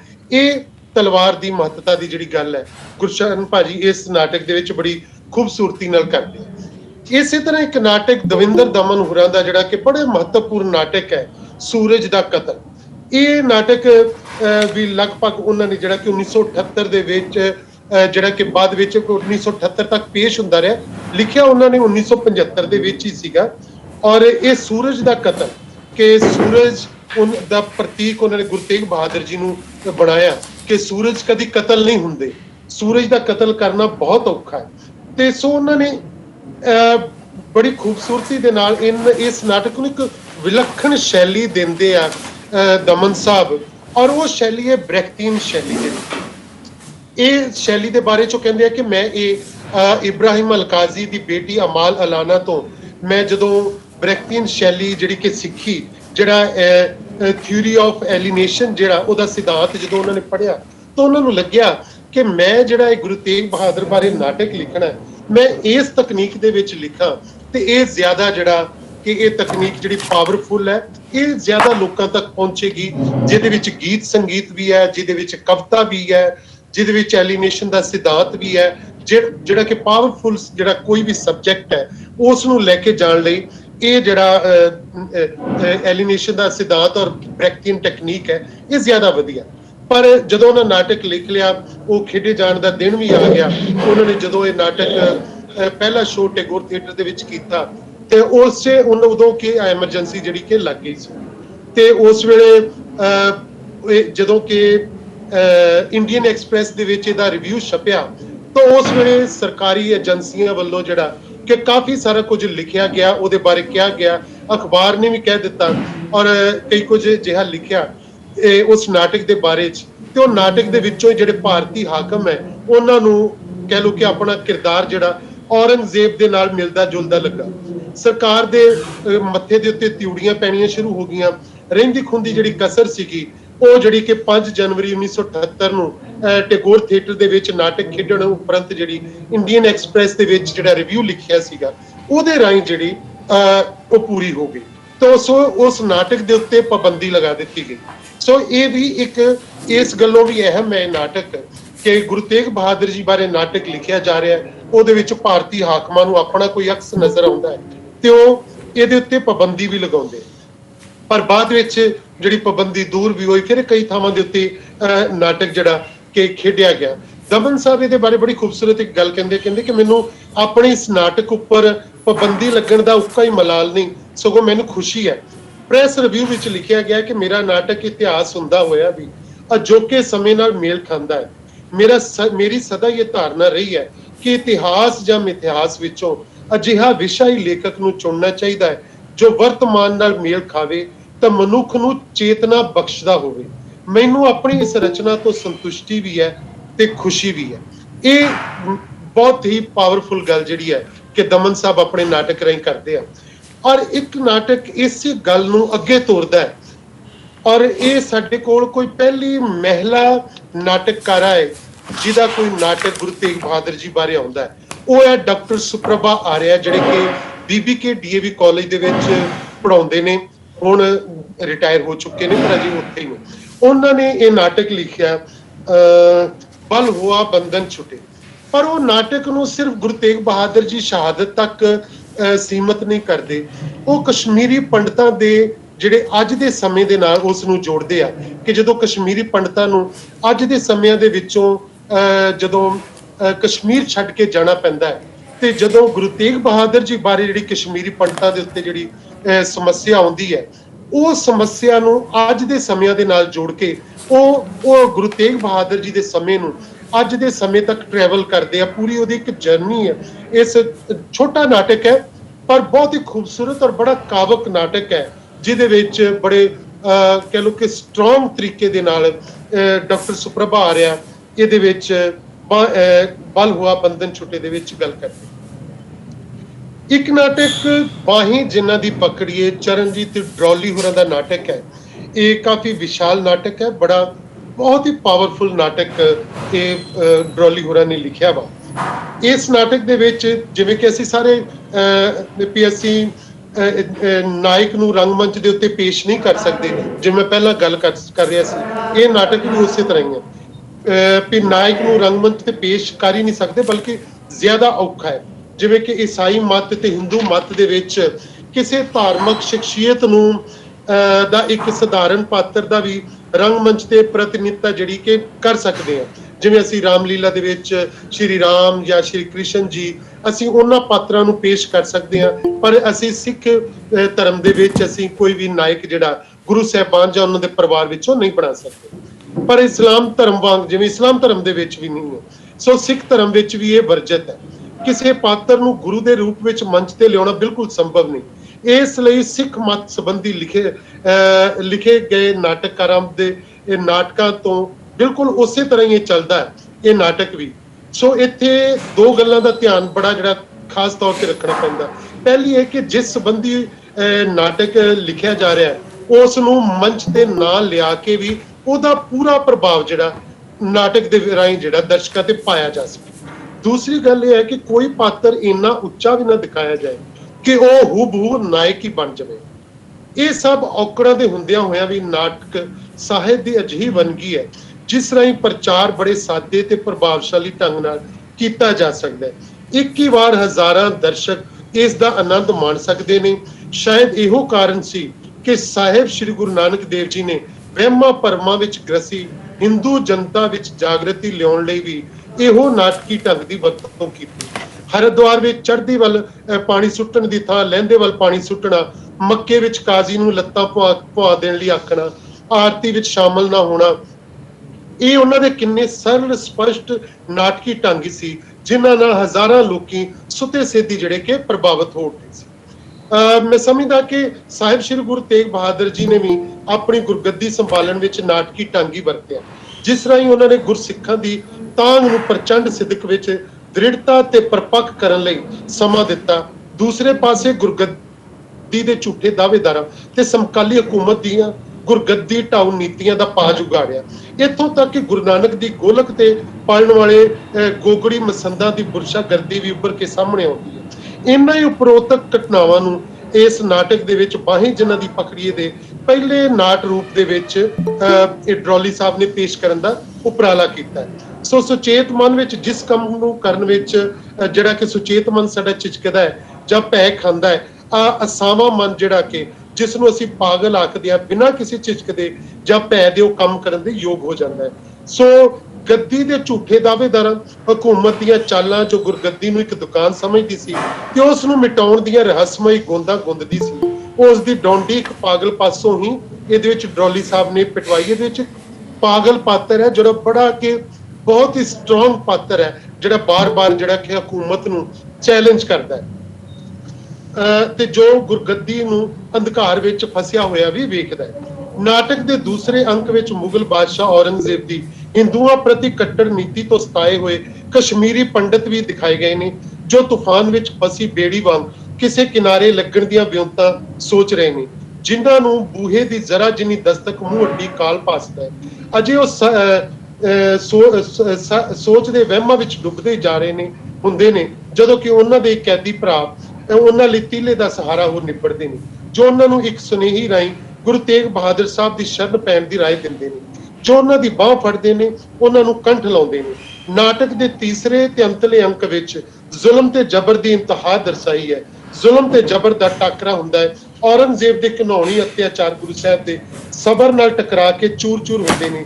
ਸਬਰ ਦੀ ਜਿੱਤ ਹੁੰਦੀ ਹੈ, ਇਹਦੇ ਵਿੱਚ ਸੱਚਾਈ ਦੀ ਜਿੱਤ ਹੁੰਦੀ ਹੈ। ਸੋ ਇਸ ਤਰ੍ਹਾਂ ਇਹ ਨਾਟਕ ਜਿਹੜਾ ਆਪਣੇ ਸਿਖਰ ਦੇ ਵਿੱਚ ਇਸ ਰੂਪ ਦੇ ਵਿੱਚ ਪਹੁੰਚਦਾ ਹੈ।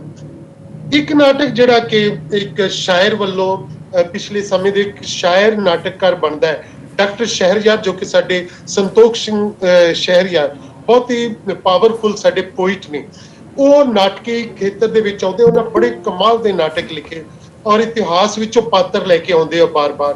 ਡਾਕਟਰ ਸ਼ਹਿਰਯਾਰ ਹੁਣ ਬੜੀ ਪੜਚੋਲ ਕਰਦੇ ਉਹਨਾਂ ਪਾਤਰਾਂ ਬਾਰੇ ਔਰ ਆਪਣੇ ਅੰਦਾਜ਼ ਦੇ ਨਾਟਕ ਲਿਖਦੇ ਨੇ। ਸੋ ਉਸੇ ਤਰ੍ਹਾਂ ਦਾ ਉਹ ਨਾਟਕ ਜਿਹੜਾ ਡਾਕਟਰ ਸ਼ਹਿਰਯਾਰ ਹੁਰੀ ਸੀਸ ਦਿਆ ਪਰ ਸਿਰੜ ਨਾ ਦਿਆ, ਉਸ ਨਾਟਕ ਨੂੰ ਬੜੇ ਇੱਕ ਅਲੱਗ ਅੰਦਾਜ਼ ਦੇ ਵਿੱਚ ਜਿਹੜਾ ਕਿ ਡਾਕਟਰ ਸਾਹਿਬ ਜਿਹੜੇ ਉਸ ਨੂੰ ਪੇਸ਼ ਕਰਦੇ ਨੇ। ਮੈਂ ਉਹਦੇ ਬਾਰੇ ਤੁਹਾਡੇ ਨਾਲ ਇੱਕ ਕਾਵਕ ਬੰਦ ਉਹਦੇ ਵਿੱਚ ਲਿਖਦੇ ਨੇ, ਕਿਉਂਕਿ ਕਾਵਕਤਾ ਉਹਨਾਂ ਦੀ ਜਿਹੜੀ ਹੈ ਉਸ ਨਾਟਕ ਦੇ ਵਿੱਚ ਉਸੇ ਤਰ੍ਹਾਂ ਕਾਇਮ ਰਹਿੰਦੀ ਹੈ।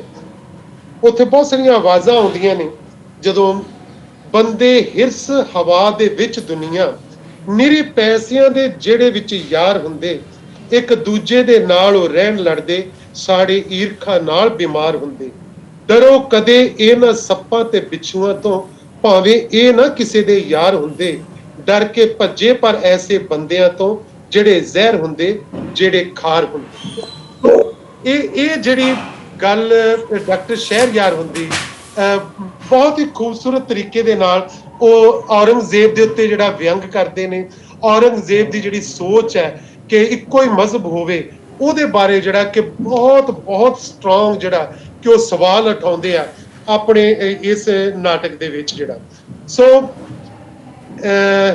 ਇਸੇ ਤਰ੍ਹਾਂ ਦਾ ਇੱਕ ਨਾਟਕ ਜਿਹੜਾ ਹਿੰਦ ਦੀ ਚਾਦਰ, ਤੇ ਇਸੇ ਜਿਵੇਂ ਗੁਰੂ ਤੇਗ ਬਹਾਦਰ ਜੀ ਬਾਰੇ ਡਾਕਟਰ ਹਰਚਰਨ ਸਿੰਘ ਹੋਰਾਂ ਨੇ ਨਾਟਕ ਲਿਖਿਆ ਹਿੰਦ ਦੀ ਚਾਦਰ, ਉਹਨਾਂ ਸਮਿਆਂ ਦੇ ਵਿੱਚ ਹੀ ਰਵਿੰਦਰ ਸਿੰਘ ਸੋਢੀ ਹੋਰਾਂ ਵੱਲੋਂ ਇੱਕ ਨਾਟਕ 1975 ਵਿੱਚ ਹੀ ਸੇਮ ਟਾਈਮ ਤੇ ਉਹਨਾਂ ਦਿਨਾਂ ਵਿੱਚ ਹੀ ਲਿਖਿਆ ਜਾਂਦਾ ਤੇ ਪੇਸ਼ ਕੀਤਾ ਜਾਂਦਾ ਹੈ।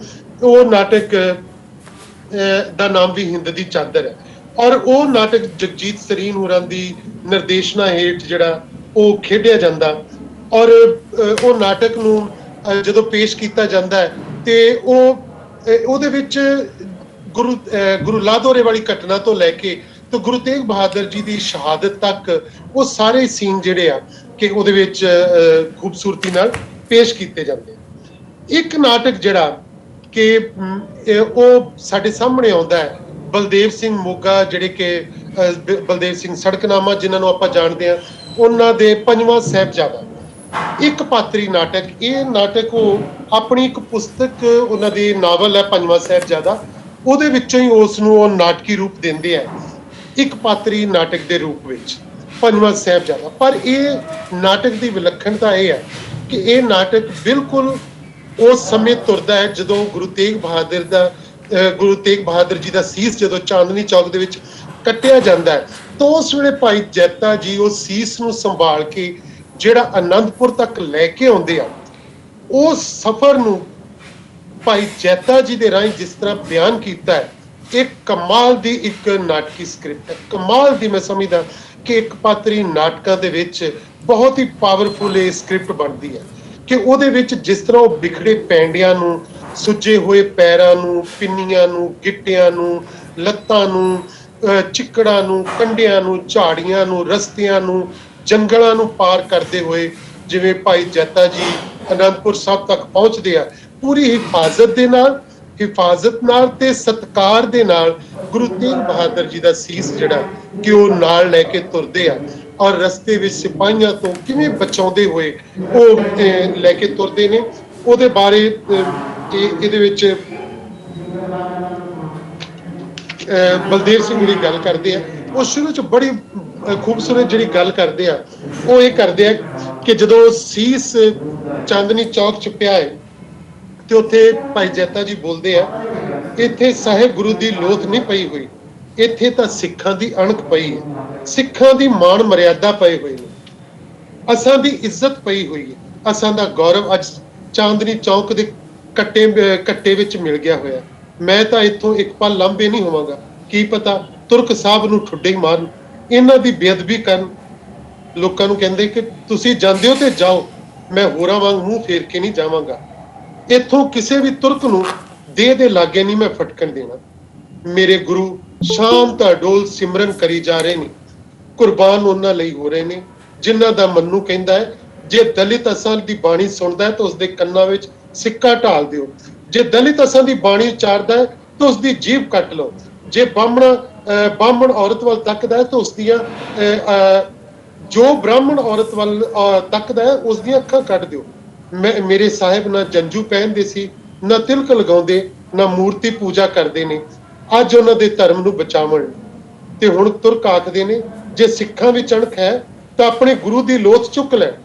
ਐਡੀ ਬੰਗਾਰ ਉਹ ਸਮਝਦੇ ਨੇ ਸਾਰੇ ਸਿੱਖ ਹੀ ਮਰ ਗਏ, ਸਿੱਖਾਂ ਦੀ ਗੈਰਤ ਮਰ ਗਈ ਹੈ ਕਿ ਅਣਖ ਕਿਸ ਬਲਾ ਦਾ ਨਾਮ ਹੈ।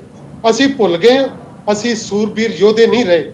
ਮੈਂ ਦੱਸਾਂਗਾ ਸਿੱਖ ਅਜੇ ਹੈਗੇ ਨੇ, ਹਿੰਦ ਦੇ ਅਸਲੀ ਵਾਰਿਸ ਦਰਾਵਿੜ ਅਜੇ ਜਿਉਂਦੇ ਨੇ।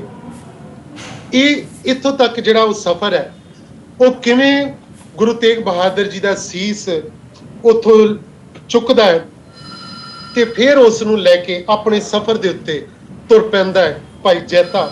ਇਹ ਜਿਹੜੇ ਸਫ਼ਰ ਨੂੰ ਔਰ ਆਨੰਦਪੁਰ ਸਾਹਿਬ ਤੱਕ ਪਹੁੰਚਣ ਦੀ ਗਾਥਾ ਨੂੰ ਜਿਸ ਰੂਪ ਤੱਕ ਬਲਦੇਵ ਸਿੰਘ ਹੋਰੀ ਬਿਆਨ ਕਰਦੇ ਆ, ਇਹ ਆਪਣੇ ਆਪ ਦੇ ਵਿੱਚ ਇੱਕ ਵੱਡੀ ਪਹਿਚਾਣ ਬਣਦੀ ਹੈ ਇਸ ਇੱਕ ਪਾਤਰੀ ਨਾਟਕ ਦੀ। ਇੱਕ ਨਾਟਕ ਜਿਹੜਾ ਕਿ ਮੈਂ ਪਿਛਲੇ ਸਮੇਂ ਵਿੱਚ ਆਪ ਲਿਖਿਆ, ਉਸ ਦਾ ਨਾਮ ਸੀਸ।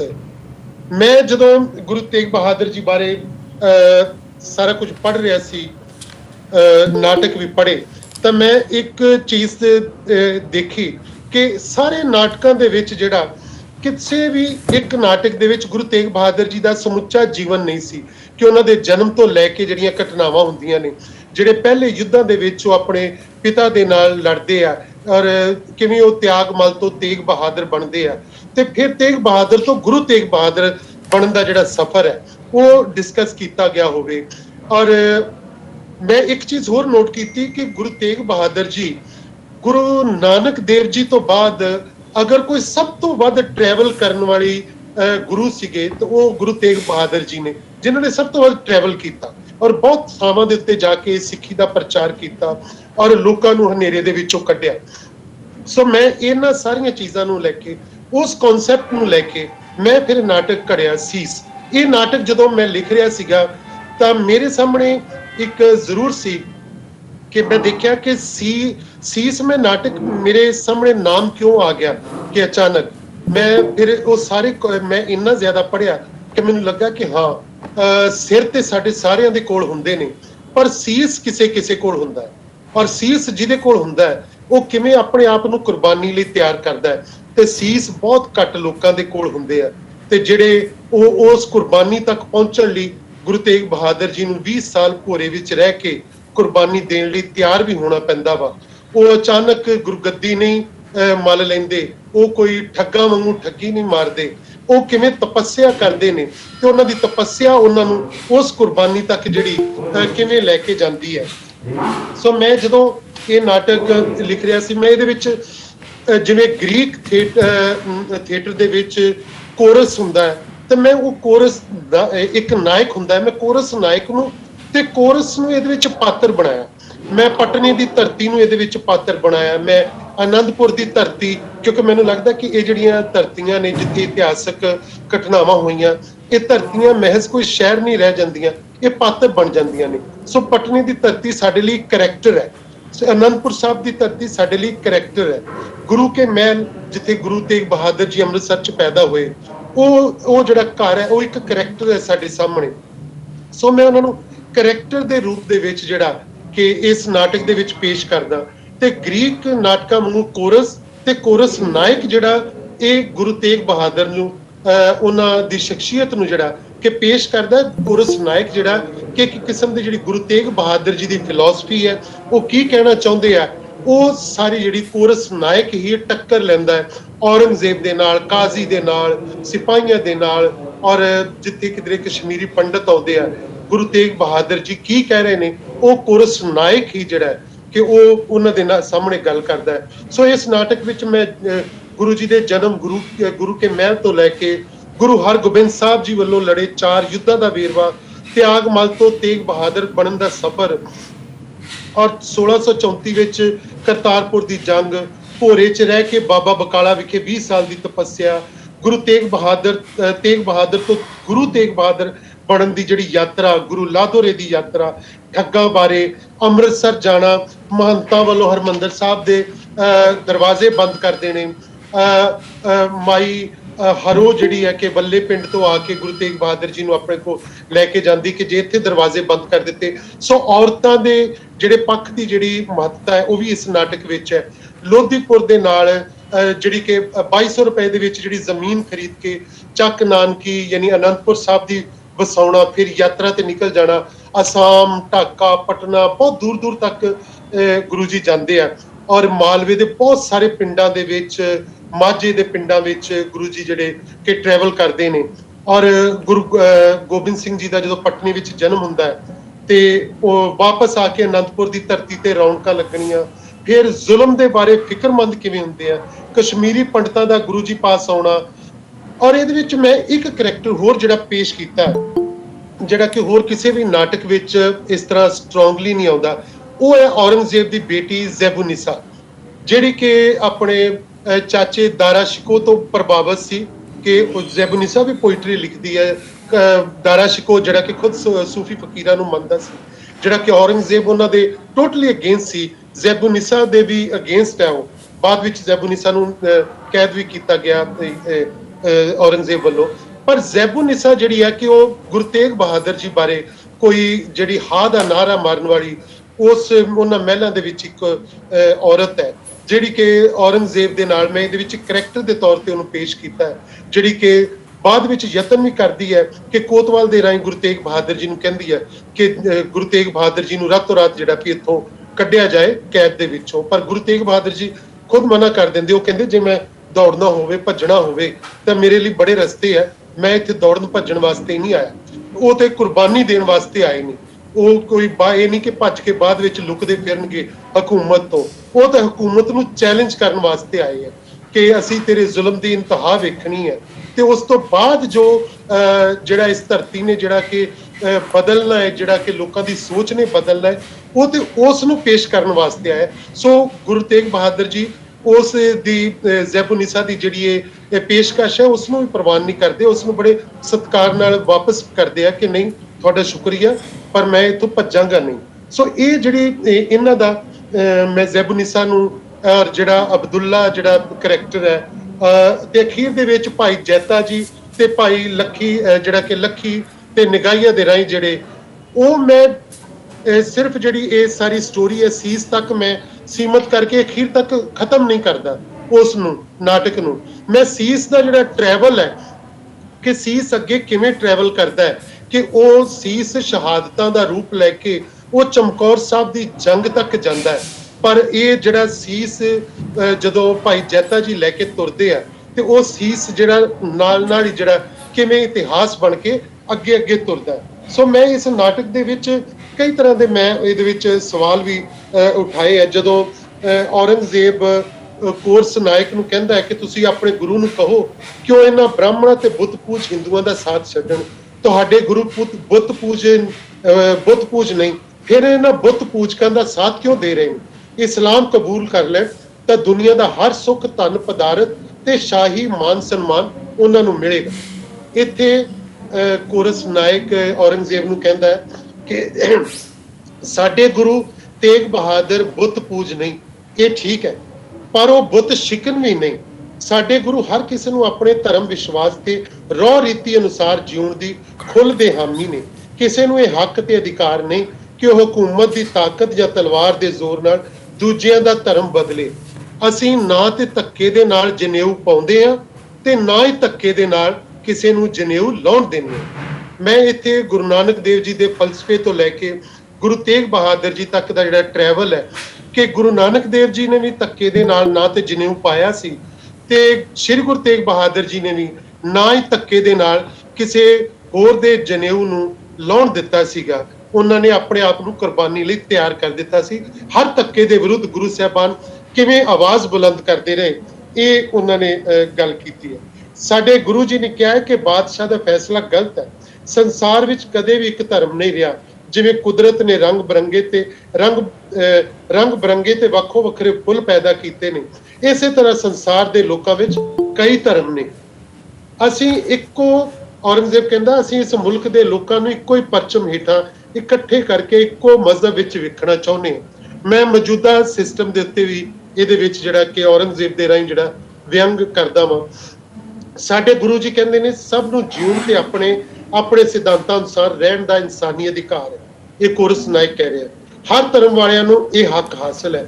ਮੁਗਲ ਹਕੂਮਤ ਇਹ ਹੱਕ ਗਲਤ ਤੌਰ ਤੇ ਖੋਣਾ ਚਾਹੁੰਦੀ ਹੈ, ਜਿਹਨੂੰ ਸਾਡੇ ਗੁਰੂ ਬਰਦਾਸ਼ਤ ਨਹੀਂ ਕਰ ਸਕਦੇ। ਇਸ ਲਈ ਸਾਡੇ ਗੁਰੂ ਇਸ ਬੇਇਨਸਾਫੀ ਜ਼ੁਲਮ ਤੇ ਧੱਕੇ ਵਿਰੁੱਧ ਰੋਸ ਪ੍ਰਗਟ ਕਰਨ ਲਈ ਆਏ ਨੇ। ਔਰੰਗਜ਼ੇਬ ਕਹਿੰਦਾ ਹੈ ਬਸ ਮੈਂ ਹੋਰ ਕੁਝ ਨਹੀਂ ਸੁਣਨਾ ਚਾਹੁੰਦਾ। ਮੁਗਲ ਬਾਦਸ਼ਾਹ ਨੂੰ ਆਪਣੇ ਹੁਕਮ ਤੋਂ ਇਨਕਾਰ ਸੁਣਨ ਦੀ ਆਦਤ ਨਹੀਂ।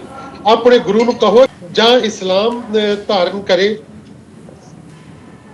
ਤੇ ਜਾਂ ਕੋਈ ਕਰਾਮਾਤ ਵਿਖਾਵੇ, ਨਹੀਂ ਤਾਂ ਤੀਜੀ ਗੱਲ ਚਾਂਦਨੀ ਚੌਕ ਵਿੱਚ ਤੁਹਾਡੇ ਗੁਰੂ ਦਾ ਸਿਰ ਧੜ ਤੋਂ ਅਲੱਗ ਕਰ ਦਿੱਤਾ ਜਾਏਗਾ। ਬਾਦਸ਼ਾਹ ਕੋਰਸ ਨਾਇਕ ਕਹਿੰਦਾ ਹੈ ਬਾਦਸ਼ਾਹ ਸਲਾਮਤ, ਤੇਰੀਆਂ ਪਹਿਲੀਆਂ ਦੋਵੇਂ ਗੱਲਾਂ ਸਾਡੇ ਗੁਰੂ ਨੂੰ ਪ੍ਰਵਾਨ ਨਹੀਂ। ਧਰਮ ਛੱਡਣਾ ਪਾਪ ਤੇ ਕਾਇਰਤਾ ਹੈ, ਕਰਾਮਾਤ ਵਿਖਾਉਣਾ ਖੁਦਾ ਵੱਲੋਂ ਨਾਫਰਮਾਨੀ ਤੇ ਬਗਾਵਤ ਹੈ। ਹਾਂ, ਤੀਜੀ ਗੱਲ ਵਾਸਤੇ ਸਾਡੇ ਗੁਰੂ ਤਿਆਰ ਨੇ।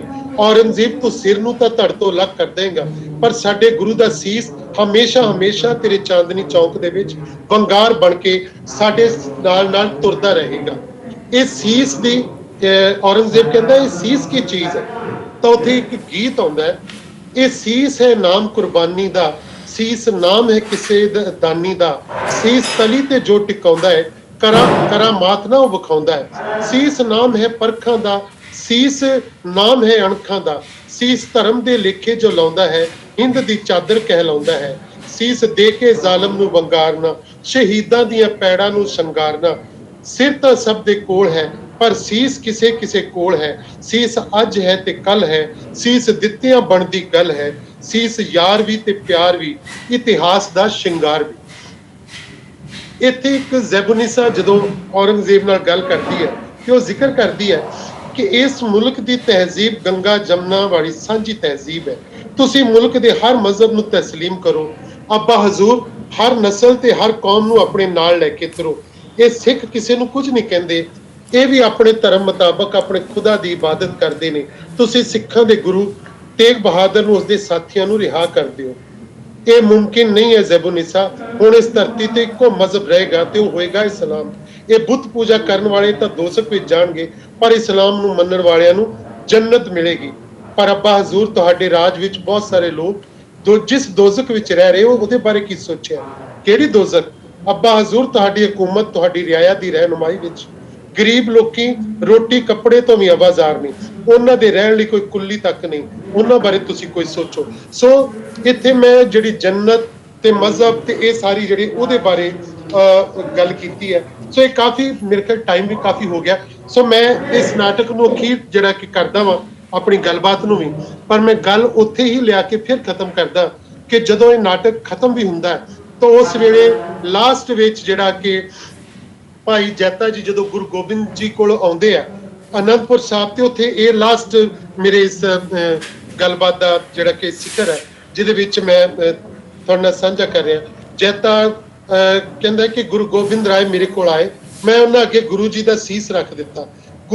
ਗੋਬਿੰਦ ਰਾਏ ਜੀ ਨੇ ਸੀਸ ਨੂੰ ਮੱਥਾ ਟੇਕ ਕੇ ਮੈਨੂੰ ਬੁੱਕਲ ਚ ਲੈ ਲਿਆ, ਮੇਰੀ ਧਾਰ ਨਿਕਲ ਗਈ। ਮੈਂ ਕਿਹਾ ਇਸ ਰੰਗਰੇਟੇ ਸੇਵਕ ਦੀ ਆਪਣੇ ਚਰਨਾਂ ਵਿੱਚ ਥਾਂ ਬਣਾਈ ਰੱਖਣਾ ਗੁਰੂ ਜੀ। ਤੇ ਗੁਰੂ ਗੋਬਿੰਦ ਰਾਏ ਜੀ ਨੇ ਕਿਹਾ, ਤੂੰ ਰੰਗਰੇਟਾ ਨਹੀਂ ਹੈ ਜੱਤਿਆ, ਤੂੰ ਰੰਗਰੇਟਾ ਗੁਰੂ ਦਾ ਬੇਟਾ ਹੈ।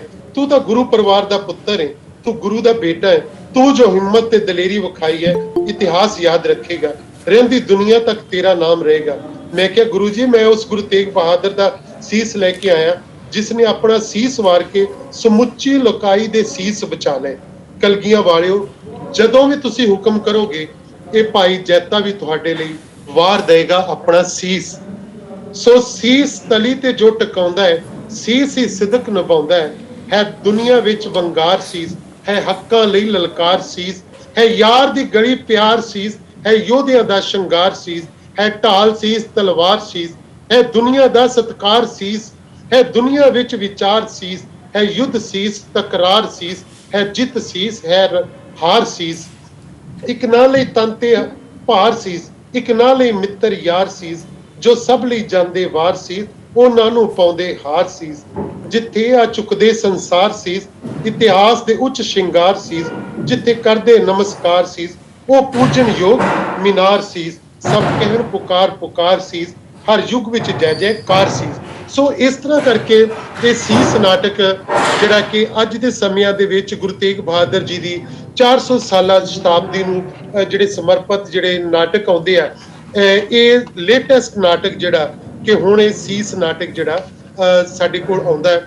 ਔਰ ਬੇਸ਼ੱਕ ਇਹ ਸਾਡੇ ਕੋਲ ਪਹਿਲਾਂ ਇੱਕ ਸੋਹਣ ਸਿੰਘ ਸੀਤਲ ਹੋਰਾਂ ਦਾ ਲਿਖਿਆ ਹੋਇਆ ਵੀ ਸੰਤ ਲਾਦੋ ਰੇ, ਤੇ ਇੱਕ ਇਸੇ ਤਰ੍ਹਾਂ ਦਾ ਹੀ ਗੁਰਸ਼ਰਨ ਭਾਜੀ ਦਾ ਚਾਂਦਨੀ ਚੌਕ, ਔਰ ਗੁਰਚਰਨ ਸਿੰਘ ਜਸੂਜਾ ਦਾ ਮੱਖਣ ਸ਼ਾਹ, ਪਾਂਦੀ ਨਨਕਾਣਵੀ ਦਾ ਧਰ ਪਈਏ ਧਰਮ ਨਾ ਛੋੜੀਏ, ਔਰ ਗੁਰਸ਼ਰਨ ਸਿੰਘ ਕਲਸੀ ਦਾ ਹਿੰਦ ਦੀ ਚਾਦਰ, ਬਲਬੀਰ ਸਿੰਘ ਰਹੇੜਾ ਦਾ ਗੁਰੂ ਲਾਦੋ ਰੇ, ਤੇ ਗੁਰਬਖਸ਼ ਸਿੰਘ ਬੇਦੀ ਦਾ ਉਹ ਵੀ ਇਸੇ ਨਾਮ ਦਾ ਇੱਕ ਨਾਟਕ ਹੈ ਗੁਰੂ ਲਾਦੋ ਰੇ। ਸੋ ਇਹ ਨਾਟਕ ਜਿਹੜੇ ਮੈਂ ਸਮਝਦਾ ਕਿ ਅੱਜ ਦੇ ਸਮਿਆਂ ਦੇ ਵਿੱਚ ਜਿਹੜੇ ਗੁਰੂ ਤੇਗ ਬਹਾਦਰ ਜੀ ਦੀ ਸ਼ਹਾਦਤ ਨੂੰ, ਕੁਰਬਾਨੀ ਨੂੰ ਪੇਸ਼ ਕਰਨ ਵਾਲੇ ਜਿਹੜੇ ਨਾਟਕ ਹੈ, ਜਿਹੜੇ ਕਿ 1975 ਤੋਂ ਲਿਖੇ ਜਾਣੇ ਸ਼ੁਰੂ ਹੋਏ ਔਰ ਅੱਜ ਸਾਡੇ ਕੋਲ 2020 ਵਿੱਚ ਜਿਹੜੇ ਇਹ ਪਿਛਲੇ ਕਹਿ ਲਓ ਕਿ ਇੰਨੇ ਲੰਮੇ ਸਮੇਂ ਦਾ ਜਿਹੜਾ ਇਤਿਹਾਸ ਜਿਹੜਾ ਇਹ ਸਾਡੇ ਸਾਹਮਣੇ ਆ। ਸੋ ਮੈਂ ਸਮਝਦਾ ਕਿ ਜਦੋਂ ਇਹ ਕੋਈ ਲਾਕਡਾਊਨ ਖੁੱਲਦਾ ਵਾ ਅਗਲੇ ਸਮਿਆਂ ਦੇ ਵਿੱਚ, ਤੇ ਇਹਨਾਂ ਨਾਟਕਾਂ ਦੀਆਂ ਪੇਸ਼ਕਾਰੀਆਂ ਵੀ ਜਿਹੜੀਆਂ ਕਿ ਉਹ ਸਾਡੇ ਸਾਰਿਆਂ ਦੇ ਨਾਲ ਸਾਂਝੀਆਂ ਕੀਤੀਆਂ ਜਾਣਗੀਆਂ। ਸੋ ਬਹੁਤ ਸ਼ੁਕਰੀਆ ਕਿ ਮੈਂ ਆਪਣੀਆਂ ਗੱਲਾਂ ਜਿਹੜੀਆਂ ਆਪਣੇ ਇਹਨਾਂ ਨਾਟਕਾਂ ਦੇ ਬਹਾਨੇ ਨਾਲ ਜਿਹੜੀਆਂ ਤੁਹਾਡੇ ਨਾਲ ਸਾਂਝੀਆਂ ਕਰ ਸਕਿਆ। ਸੋ ਬਹੁਤ ਸ਼ੁਕਰੀਆ ਤੁਹਾਡਾ, ਤੁਸੀਂ ਸਾਰਿਆਂ ਨੇ ਮੈਨੂੰ ਇੰਨੇ ਪਿਆਰ ਨਾਲ ਸੁਣਿਆ।